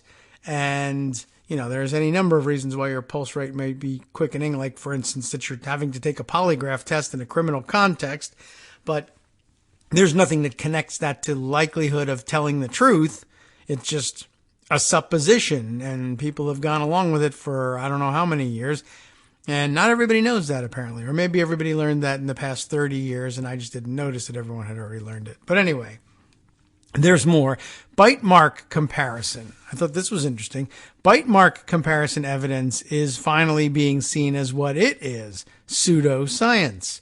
From the Innocence Project, they write that nearly a quarter of people exonerated since 1989 were wrongfully convicted based on false or misleading forensic evidence like bite marks. And there's a whole link to a discussion of that topic, but that was something that I think I was fairly convinced from just watching, exactly like, say, CSI. I didn't watch CSI, but television, movies, etc. Well, we can identify the defendant's dental bite mark pattern and match it to this and that, and apparently not as individualistic as we are led to believe, at least by television, or at least by prosecutors who would like us to believe that this is the case. Shoe prints or tire tracks left at the scene of a crime are widely seen as unreliable in the real world. And this, in spite of being one of the best scenes in the greatest movies of all time, of course, thinking of the My Cousin Vinny courtroom scene. But apparently that stuff not as determinative either. Now on to fingerprints. You often hear about a latent print left at a crime scene being how a suspect is identified. Well, even the FBI now says that fingerprint analysis could have a false positive rate as high as one error in every 306 cases. That is so egregious. And that, again, had your fingerprints on it. For us, the lay people, conclusive evidence. Next up, ballistics matching. This one surprised me too. When a gun is recovered, they test it. Of course, we know about that. They fire the gun multiple times in a lab and compare the grooves and scratches that the firing pin and the interior of the gun left on its cartridge casing with left on cartridge casings with those on casings found at the crime scene. You get the idea. Compare the ones you produce in the lab with what you found at the crime scene. Firearms examiners claim they can, quote, match, interesting use of quotes, match a cartridge case or bullet to a specific gun. But science is not on their side. The few studies that exist indicate that examiners cannot reliably determine whether bullets or cartridges were fired by a particular gun. But all these types of evidence have been used in court, she writes in all caps, and have led to convictions and even executions. Why are we allowing this? Why is this happening? There are a lot of reasons. Judges are supposed to be the gatekeepers who prevent bad evidence from being introduced in court, but as we know, there are far more former prosecutors on the bench than former public defenders, and they are often reluctant to keep this evidence out. It would require former prosecutor judges to keep out what used to be one of their most powerful tools in the courtroom, and could even force them to reckon with some of their own past trials and the evidence they used to get convictions.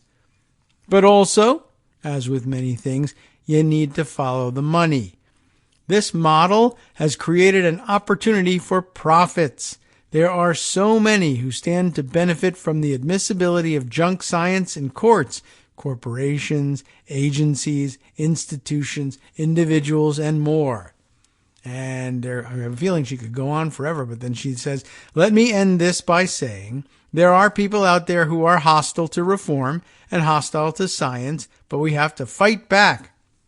We all need to know, and we need to follow and join the efforts of the Innocence Project, the ACLU, and the folks trying to protect the legal system from junk science. And then ends up by saying, if you enjoyed this thread, share it with your audience. That's what we're doing. By retweeting the first tweet, which I did on that day, and follow her, Eliza Orlins, or for more insights, from a career public defender, thank you, and that's it for the day. And then there's some discussion that follows, but I thought that was really interesting, and now it's got me wondering about the Innocence Project and their bite marks report. I thought I would take a look at that. Why bite mark evidence should never be used in criminal trials. Nearly a quarter of people exonerated, as we found out, since 1989 were wrongfully convicted based on false or misleading forensic evidence like bite marks, writes Danielle Selby for the Innocence Project directly. And let's take a look at what she has put together. And when was it? Is this dated? Yeah.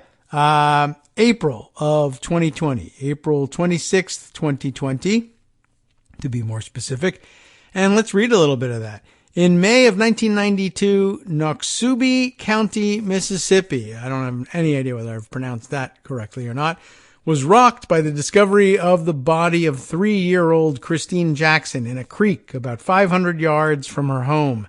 2 nights before, Jackson had been taken from her home in the middle of the night, raped and murdered. Horrible crime. Police found no signs of forced entry, which led them to suspect that the person who abducted the child must have been in the home. Police ignored the fact that a window near the child's bed was broken and therefore could not be locked for safety. They soon arrested Kennedy Brewer, Jackson's mother's boyfriend. Okay.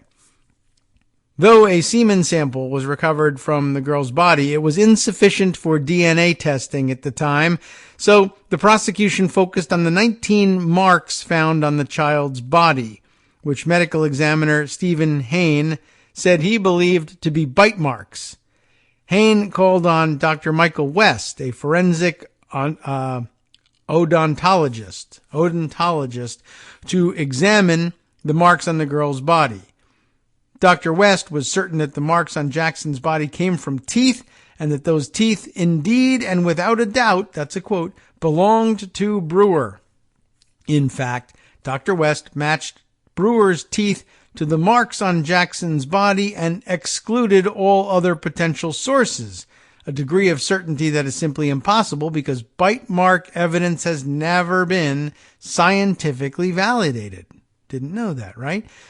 Bite mark experts, quote-unquote experts, it says here, cannot even agree on the answer to the most basic of questions: was this injury caused by teeth? Despite conflicting testimony from another forensic dentist, Brewer was convicted and sentenced to death, almost entirely on Dr. West's testimony. Brewer, who was featured in Netflix's new documentary series The Innocence Files, spent 15 years in prison, 7 of those years on death row, for a crime he did not commit. In 2008, he and Levon Brooks, a man convicted of a very similar crime that also took place in Noxubee County 2 years before Jackson's murder, were exonerated together with the help of the Innocence Project. Bite marks played a key role in the wrongful convictions of both Brewer and Brooks. At least 24 other people have been wrongfully convicted, arrested, or charged based on the use of bite mark evidence, but there are likely many more innocent people behind bars because of the use of this discredited science. Here's everything you should know about bite mark evidence. First, let's find out about this. Bite mark analysis has never been validated. In 2009, the National Academy of Sciences released a groundbreaking report detailing problems with many forensic techniques in use in criminal proceedings. The report raised issues about the substantial rates of erroneous results in forensic disciplines, including bite marks, and highlights its lack of scientific validation.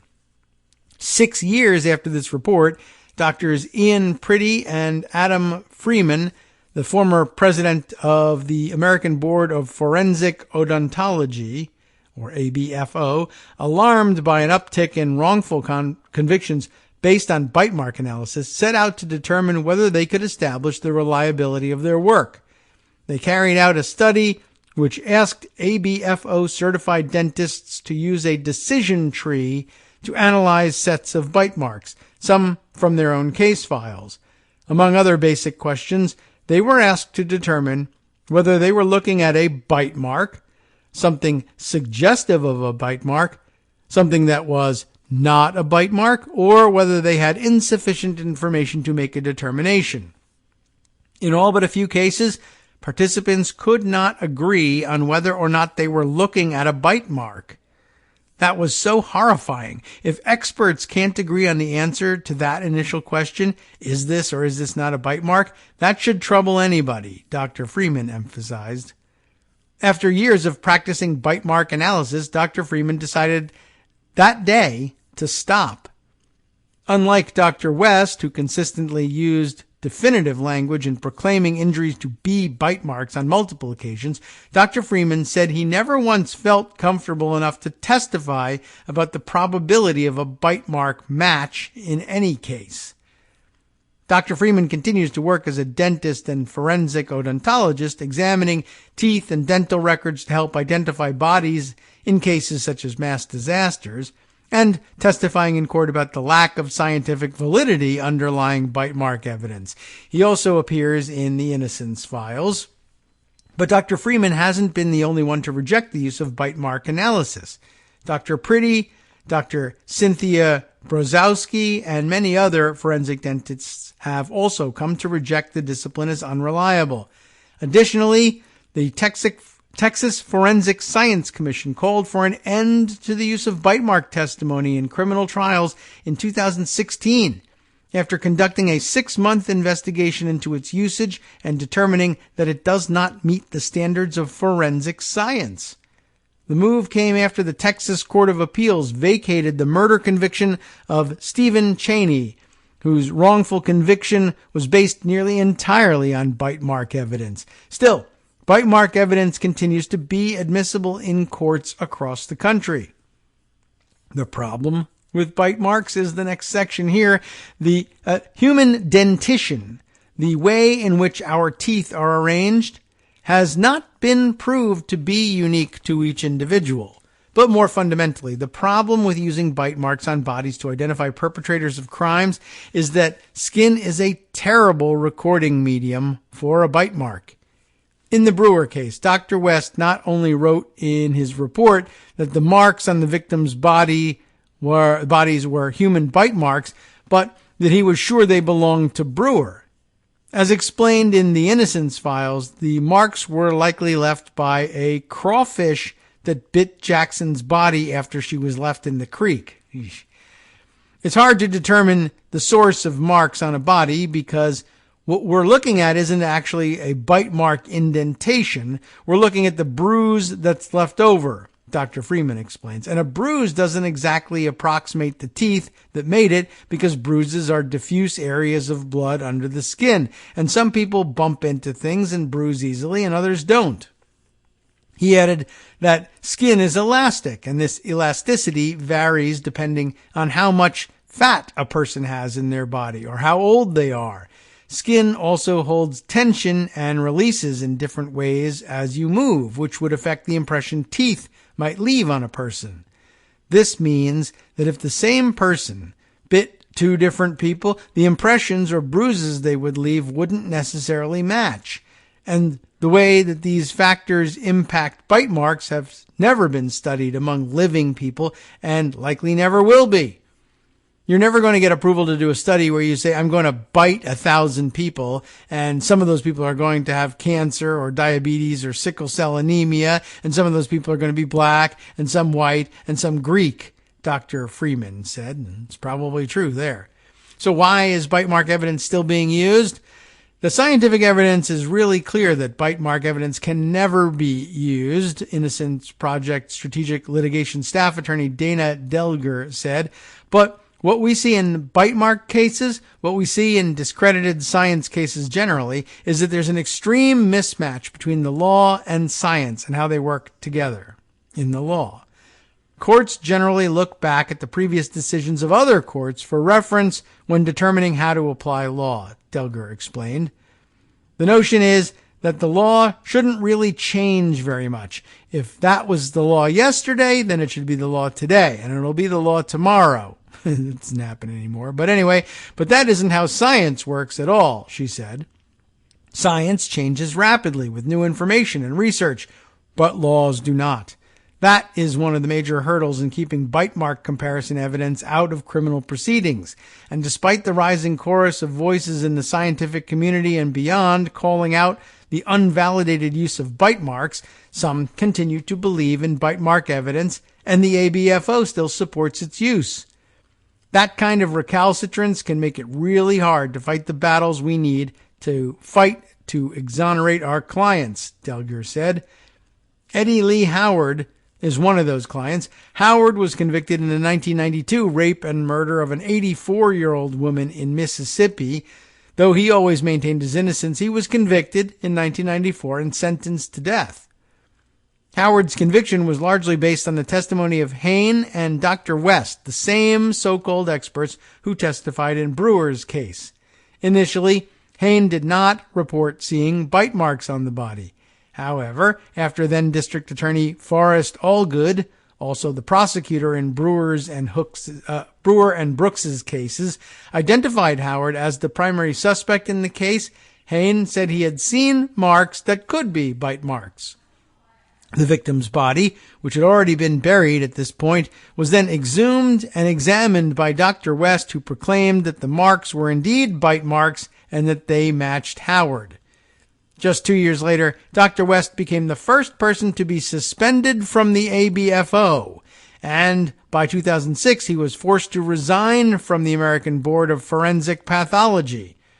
Still, that same year, in response to an appeal, the Mississippi Supreme Court wrote of Dr. West's testimony in Howard's case, just because Dr. West has been wrong a lot does not mean, without something more, that he was wrong here. Oh, I see. But the Innocence Project and the Mississippi Innocence Project, both, I guess, the state version of the national and maybe even international project, continued to push for DNA testing of crime scene evidence. Tests done on the knife used in the crime and the victim's nightgown in 2014 provided further evidence of Howard's innocence. Yet he remains on death row today for a crime he did not commit because wrongful convictions are so difficult to overturn. The Innocence Project is still fighting for justice on Howard's behalf, and his appeal is currently being considered by the Mississippi Supreme Court. Nearly a quarter of the 2,601 people who have been exonerated since 1989 were wrongfully convicted based on false or misleading forensic evidence, like bite marks, according to the National Registry of Exonerations. Didn't even know that there was one. How to end the use of bite mark evidence? Well, good question. By adopting changed scientific statutes, states can pave the way for people wrongfully convicted based on bite mark evidence to seek justice. Such statutes create a path for innocent people to bring their cases back into court when the science used to convict them has changed or, as in the case of bite marks, been invalidated. So far, 6 states, California, Connecticut, Michigan, Nevada, Texas, and Wyoming, have adopted change in science statutes or court rulings to set this precedent after the Innocence Project and members of the Innocence Network lobbied for these crucial reforms. And you, too, can play a role in advancing justice by advocating for these legislative changes when such bills are being considered by your lawmakers. While changed science statutes enable people who are wrongfully convicted to come back to court to have their cases reviewed, they don't prevent people from being wrongfully convicted based on flawed forensic science in the first place. Though the science behind bite marks has been debunked, it continues to be used in courts, and when presented as scientific evidence by so-called experts in court, bite marks seem to offer jurors a false sense of certainty. Part of the problem, Delger said, is that most lawyers, defense attorneys and prosecutors, and judges aren't versed in the science behind the evidence, but they should be. If you want to not only change what's happening with bite marks, but to stop the next bite marks from getting into court, that requires judges to be extremely skeptical and thorough when they are considering the admission of scientific evidence, Delger said. The stories of the men and women who have been exonerated, who were convicted based on what we now know to be faulty evidence, tell us that it is something we have an obligation to do, to really get in and understand the science so we can know whether we're using something good or bad. I'd rather we use things that were good. Pretty interesting. Didn't know a lot of that, and now you do. And now it's the weekend. You can carry it on with you, and I don't know, go find your local prosecutor and talk to them about it. From Daily Kos Radio on networksradio.com. You have been listening to the Kagro in the Morning Show with David Waldman. That's it for today and this week in the Kagro in the Morning Show. We will be back on Monday, holiday though it may be.